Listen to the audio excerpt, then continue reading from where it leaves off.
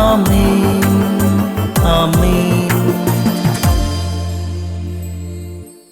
യേശുവിൻ്റെ ഏറ്റവും പ്രിയമുള്ള കുഞ്ഞെ, 93 വയസ്സുള്ള നമ്മുടെ സഭയിലെ അഭിമന്യ ജെയിംസ് അത്തിക്കളം പിതാവിൻ്റെ പിതാവൊരുക്കിയ പുൽക്കൂടിൻ്റെ മുമ്പിൽ നിന്നാണ് ഇന്നത്തെ ആമേൻ. ജെറമിയായുടെ പുസ്തകം 30:17.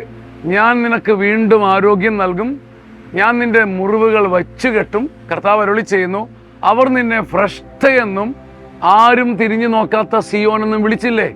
നീ കുറച്ച് കരഞ്ഞതല്ലേ? നീ കുറെ നാൾ അവഗണിക്കപ്പെട്ടതല്ലേ? നീ ഈ കാലേ കിടന്നതല്ലേ? മനുഷ്യരുടെ ചവിട്ടേറ്റ് പിടഞ്ഞതല്ലേ? അതുകൊണ്ട് തന്നെ നിന്റെ മുറിവുകൾ ഞാൻ വെച്ച് കിട്ടും. നിനക്കൊരു ദൈവമുണ്ടെന്നറിയാൻ നിന്റെ സഹനത്തിന് ശേഷം, നിന്റെ ദുഃഖത്തിൻ്റെ ചരിത്രത്തിന് ശേഷം ദൈവം നിനക്ക് സൗഖ്യത്തിൻ്റെ ഒരു കാലയളവ് അനുവദിച്ചു തരും. ഞാൻ വീണ്ടും നിനക്ക് ആരോഗ്യം നൽകും. അതപ്പതിച്ചു പോയി, തകർന്നു പോയി, മുറിവെറ്റുപോയി, നിന്റെ തന്നെ ഗുരുത്തക്കേടുകൊണ്ടായിരിക്കാം.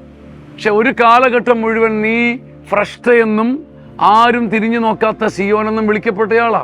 ഒരു കാലഘട്ടം മുഴുവൻ നീ കരഞ്ഞയാളാ. അതുകൊണ്ട് നിന്റെ മുറിവുകൾ ഞാൻ വച്ചു കെട്ടും.